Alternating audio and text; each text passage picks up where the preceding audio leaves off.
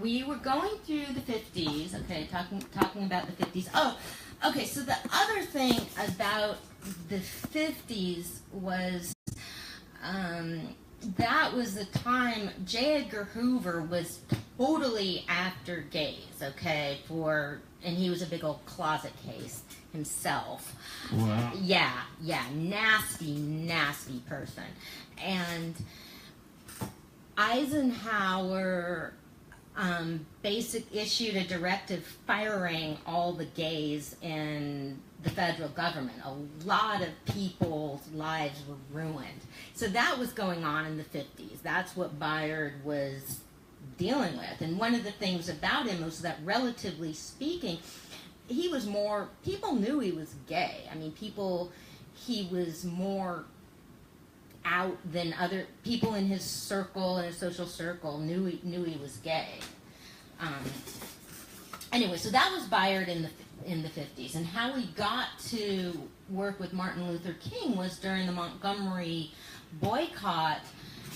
It was in disarray because King didn't have the organizational skills that Bayard had. Right. So Bayard went down and organized it, basically, and Bayard organized the March on Washington, and because he had been involved in the almost March on Washington in 1941. Right. You know about that?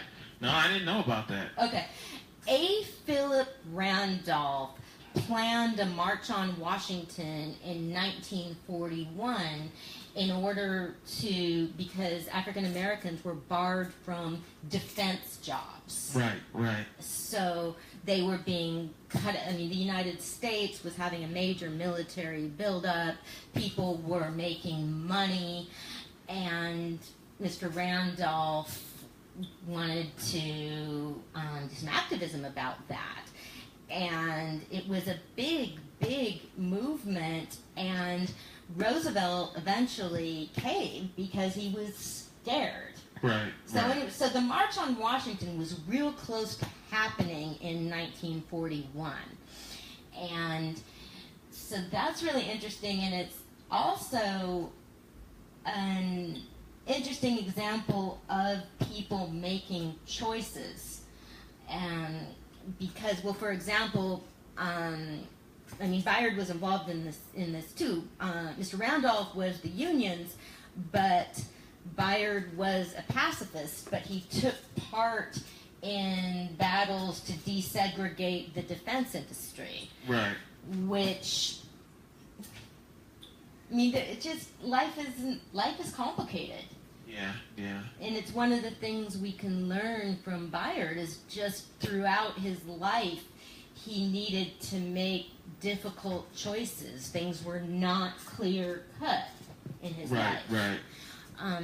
And then there were people that thought Phillip Randolph should have done the march anyway for the sake of civil rights, but Randolph's job was running the unions. His job was getting people jobs. So that's what he did. And it's just interesting. And I think when we look at things that we're trying to figure out now, it helps to look back and see that people that struggled with the major issues of our time and people that I think were heroic had complicated choices to make also. Now, do you think his activism and his way of being would have worked today? Bayard? Yes. Oh, hell yeah. But he still would have been given a lot of the same problems. Right. Yeah, I had a discussion with somebody earlier who I know isn't listening, and fortunately, I was talking to somebody about doing a Bayard Rustin Day. And somebody's like, well, but that's coming out day, and we're having these events. And I was like, oh, cool, more the merrier. It's like, well, but no, we're going for the same people. And I was like, people have a lot of interests, and we should follow them. And if you knew anything about about Bayard Rustin, you would know that having a day for him on National Coming Out Day, whatever, is awesome. And then I just said, I don't care. Right. But, you're going to get questioned by different people. Why aren't you doing this? And, and then certainly, like, so far as identity, I mean, somebody like Bayard would be, now it's even more upfront. I'm sure he would have been here, you're not black enough, you're not gay enough. I mean, that's what people hear, okay? Yeah, that is true. That is true. You know it. And it's, so Bayard organized the March on Washington in 1964. Okay, he ghost wrote the I Have a Dream speech. Right. He helped Martin Luther King write it. Did not know that. Yeah. Ooh. Yeah. So. And they don't talk about that either. They sure don't. They sure don't. And one of the things that's really cool in the documentary about Bayard is interviews from his assistants and people that worked for him about doing the march. And my God, did they even have like copy machines back then? Okay, this was people like typing stuff out and mailing the things and organizing buses and bringing people in. I mean, it kind of makes my head spin just thinking about it. Well, though, but they had a lot of small towns back then. It seems like they were good at getting the word out. That's true. I don't know why, but it just seems like back then, like now it's hard to, it seems hard now, and we have a lot of stuff to do it. That's true, because we're not as distracted, because there's so much distractions. Right. There was also, I'm like, oh man, I think this would be good for the podcast. There was a very active black press. There's a lot of black magazines and journals back then. Right. And they were very active. And one of the things I've learned about, which I'll talk about perhaps more next time, was about the Defender, which was an African American journal, and how do you put it? It's like it would be informing people about activism, and the paper itself was activism. And it was sleeping car porters would carry it and would distribute it to people to get the word out that way, and they would get people to subscribe. And so the people that were part of the story were making the story. Right. And like with the Defender, if they sent reporters down, they would send reporters down to cover lynching trials in the South, and the reporters would have to be watching out not to get lynched themselves. Right. So the Defender, the Defender was just fascinating. So how do you think they were able to do it, being like black reporters? How were they able to get these stories without getting, without having to go through a lot of stuff going on? How do you think they were able to do it? I think that the past was different than we might think of it. And that, racism there was racism and segregation,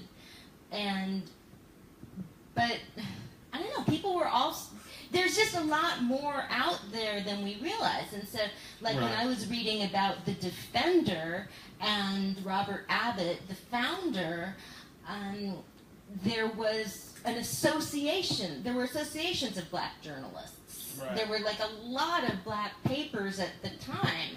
So it just told me that people were a lot more active than we heard about, than we might have thought about. And it's the same with women, okay? I really feel like there were practically like more women, like women had more power in government in the 1930s than they do now. I mean, because when I start reading like FDR's Labor Secretary was Frances Perkins, who basically designed the Social Security system, Right. and she had a lot of women that she worked with, and like I've read about a journalist who was a friend of Eleanor Roosevelt, who was a lover of Eleanor Roosevelt, named Hick. Lorena Hick for short, and Eleanor Roosevelt started giving press conferences just for women reporters. Right. And so, but there was enough of them. There were enough of them so that she could do that. Okay. So, and then you just like when you read about somebody like Bayard, you read even about people working with him that were just extremely accomplished and had done a lot of things. And right. So, man, we just try and like catch up with everything. So, oh man. So we've only gotten to the 1960s with Bayard. Uh-oh. Okay, so one of the things that happened, oh man, was Adam Clayton Powell. And I need to go back and read, before we talk about the 1964 election, I should go back. Huh? Okay. Okay, cool. Awesome. Good for the first time. There was, the 1964 Democratic Convention was fascinating. It was, and then I had friends that remember it.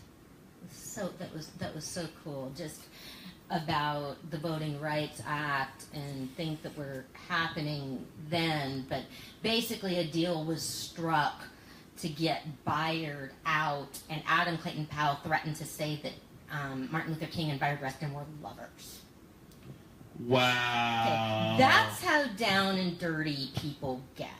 And my lesson that I took from learning about Bayard was that, okay, the civil rights leaders and heroes, they were faulty. They had drama. They had issues.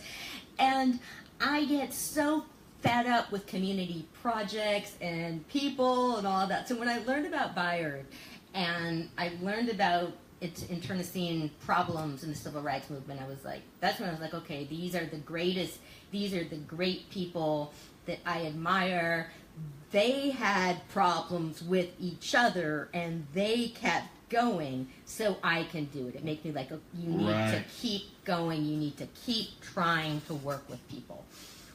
So that was that lesson for me, and that Bayard just went through so many different things, and that he stepped aside for something bigger than himself, and he didn't get credit for a lot of things, and he accepted it. He lived with that. And I just... He was humble. He was kind of a humble guy, huh? He was pragmatic. I don't know if he was... I mean, he actually wasn't... I don't know. He wasn't... He was very practical. He cared about something bigger than himself. Right. And that's why he stepped aside. He cared about the movement more than he cared about his own ego. Right. Which is not true of a lot of people. Right. Okay. So, the next thing that we'd want to get to with Bayard was his work on social justice on President Johnson's Great Society. Bayard was involved in a lot of projects trying to improve schools and all the great stuff that was part of the Great Society. While that was happening, there was the Vietnam War. And a lot of people wanted Bayard to come out and protest the Vietnam War. Bayard trained thousands of people. I mean, he was a leader. What he was doing a lot of the time was going around. He traveled all over the country doing workshops in nonviolence and in direct action. Coretta Scott King took a workshop with Bayard when she was in 8th grade. Wow. Yeah, Didn't know. yeah. So there we go. We're like, yeah. I mean, you know, Mrs. King was on the path before she ever met her husband. Wow. So people wanted Bayard to come out against the Vietnam War, and he didn't do. Of course, he didn't support the war, but he chose not to go out and demonstrate against it because he was working with Johnson to do a lot of social things. And he also, for the first time in his life, had a little bit more financial stability, and which he'd never had. And so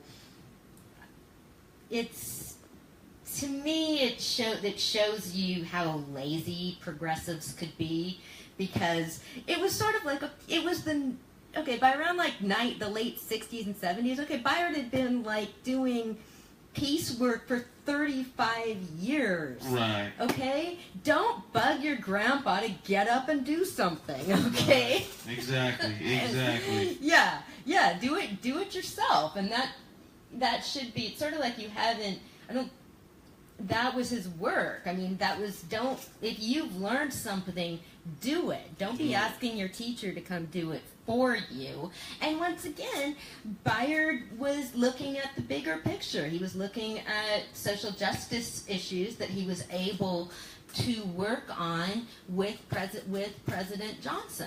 And Bayard, having come from the perspective, having started out in the labor movement, was always able to put those pieces together. Right, okay? right.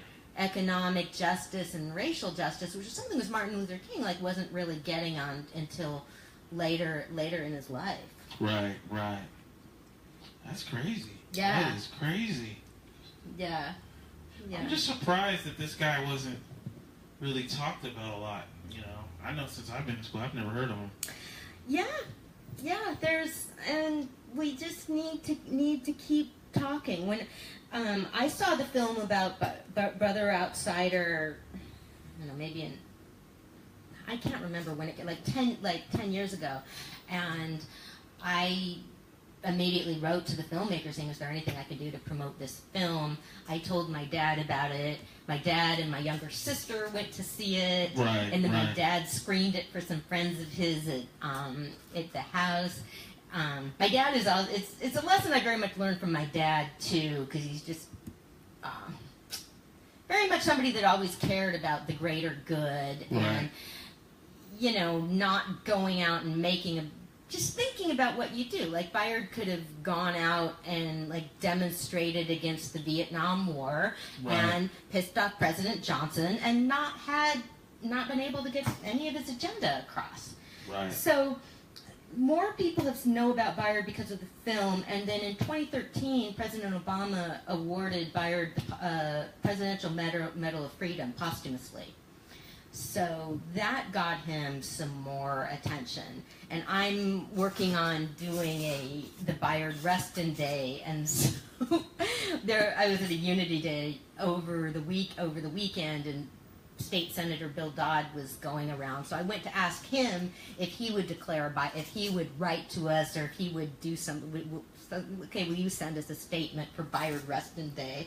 And I was telling him about Bayard. And so now that I can say Presidential Medal of Freedom 2013, that definitely makes light bulbs. Now tell me this. Do you think they're ever going to make a movie? About Bayard? Yes. I don't know. I mean, God, it would be great. Yeah, they should. He's depicted, see, I can't remember, now I have to find it, because he's depicted in a scene from a movie, somebody played him, and it's where he goes down to Montgomery and meets the Kings. So now I have to figure out what movie that is, because, yeah, he's depicted, but that's kind of it. But, yeah, God, he would be fascinating to do a film about. So that was Bayard during the 60s, and then he just continued to be a strong advocate, and then in the 70s he was an anti-nuke guy. He just never, ever gave up. He was there the beginning of his life until the very end. And, yeah, he's my hero, and he's a hero. There's a couple of us are, there's the, I'm not, the Bayard Rustin Coalition is, they're friends of mine. I'm not a member of it, but there's a group of us that I feel very close to because they're also fans of Bayard. And so for some of us, okay, if somebody says, what would Bayard do? That's it. Okay, that means that this is serious or something like, okay, this is right. So it's really cool to me to have friends that are also really care about Bayard. They're people I met celebrating Bayard Rustin's birthday. Nice. Yeah. Nice. All right, let's get into some music. Okay. Now tell us about this music. Now, why did you choose? Okay. The reason I chose this music is because it's opera, but I think that some of it's really old. It's not even so much opera as we know it, as you think of opera as being a 19th century something. It's even older than that. I just think that if you heard it out someplace, you might not think it was opera. That's why I'm so interested in this particular thing. But you caught right on, so. Right on. Yeah. So, okay, well, should we pop something on? Yeah, let's do it. All right.